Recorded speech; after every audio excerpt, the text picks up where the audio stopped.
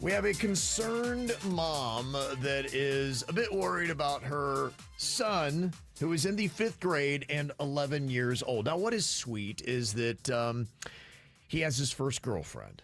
Isn't young love so cute? Do you remember the first big crush you had, or your first little girlfriend? Oh, yeah.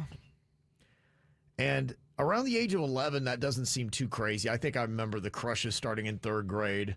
4th grade, we were straight out going steady by then. Aw. Really? That was a going steady kind of a thing. I remember- 4th grade. Yeah, for me, it was Beth Sams. Wow. Yeah. Mm-hmm. And I remember she turned around, she said, I don't think I want to go with you anymore. And I'm like, gosh, it's heartbreaking. Yeah. Because Rocco's in 4th grade, and he doesn't really have a steady.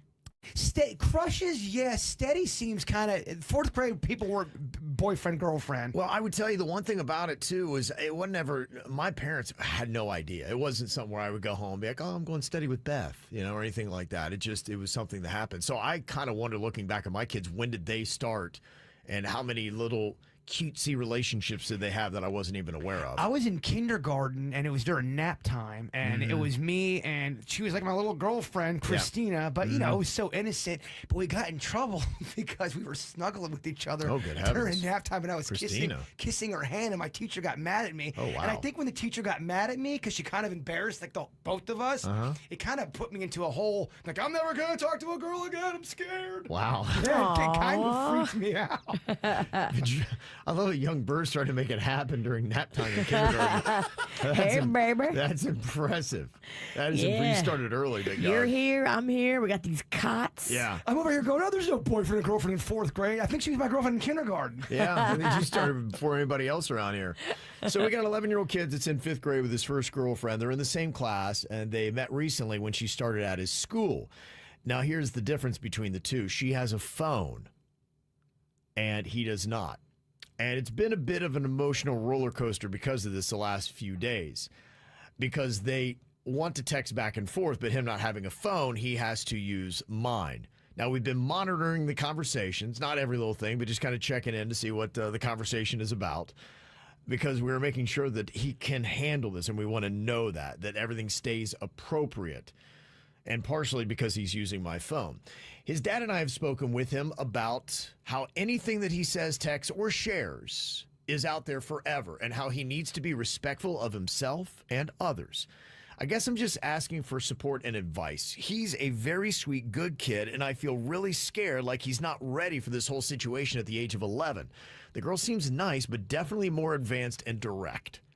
What advice do you have for your kid's first relationship, and how do we keep him prepared and protected? I'm not going to be getting him a phone. He will continue to share until it's completely necessary for him to have one. So she's already kind of ruling that out. Would you, if your son had requested a phone at the age of 11 next year, if Rocco said, hey, I got a little girlfriend and she wants to text me, can I get a phone? A phone? He's going to get probably a car. Yeah, I was going to say. Let me just tell you about Rocco. So he came to me and said he wants to buy this little girl that he likes at school a phone. Oh, whoa. He wants to buy her a phone. Buy her a phone. And so we had to talk about it. I'm like, look, you can't just be buying her a phone. You got to talk to her mama and her daddy first and make sure that they're okay with that. Because if they don't want her to have a phone, you can't just circumvent that and get her a phone. Boy, would I love to hear that conversation and pitch. Rocco talking to the parents. Would he be? Oh, he will. Would he be shy to do that? No. He would probably. He'll probably do it. He'll probably call him up and say, hey, look, I got an idea. I Wow. would love to hear that conversation. I want to bounce something off of you. That is amazing.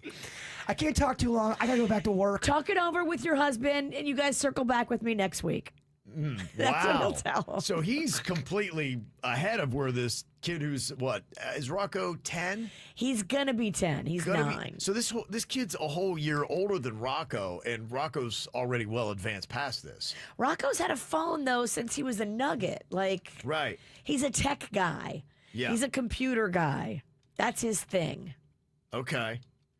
So, what do you think? I mean, it sounds to me like she's doing everything that you can possibly do. She's not going to even let her son have a phone. That keeps the troubles away. She's had the discussion about understanding that when you put something out there, it can come back to bite you in the butt and things remain out there in perpetuity. First of all, I think it's a great lesson to teach your kids. It's awesome. And monitor what's their conversations about. Like, it's okay for you to monitor their conversation. Don't get involved unless it gets something weird or dangerous.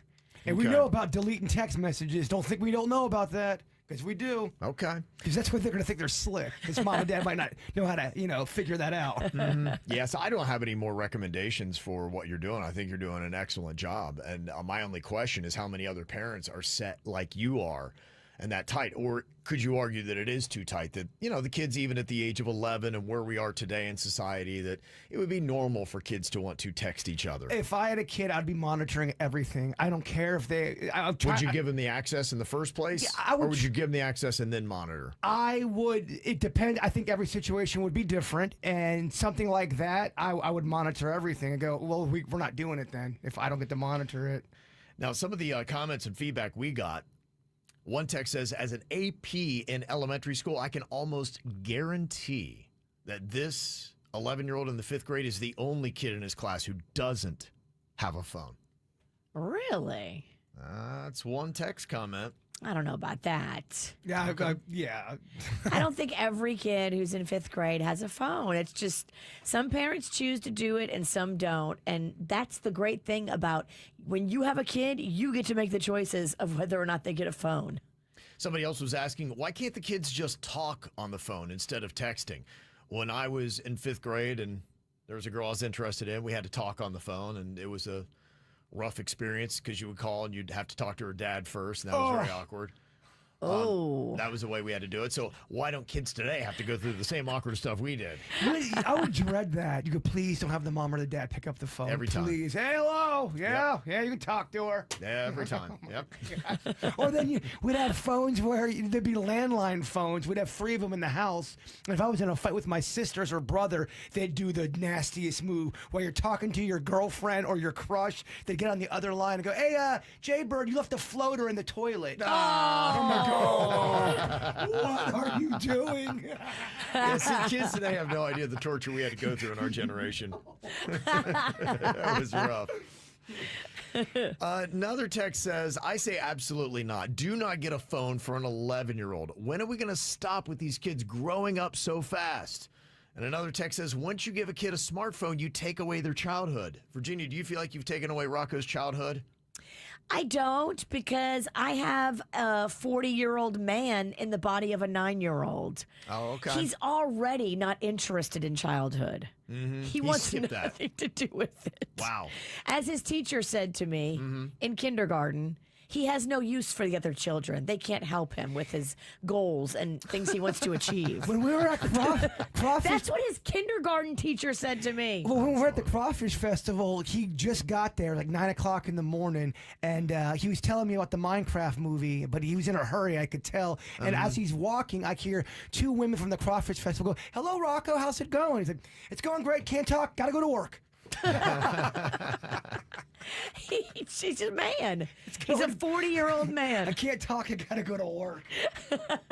So the adults in the KVJ TV chat right now, we asked, would you get an 11-year-old a phone to text their girl/boy friend? 87% said no, they would not. Well, that just shows you right there that not every kid has a phone, man. No, not every kid has a phone. It's a very personal choice.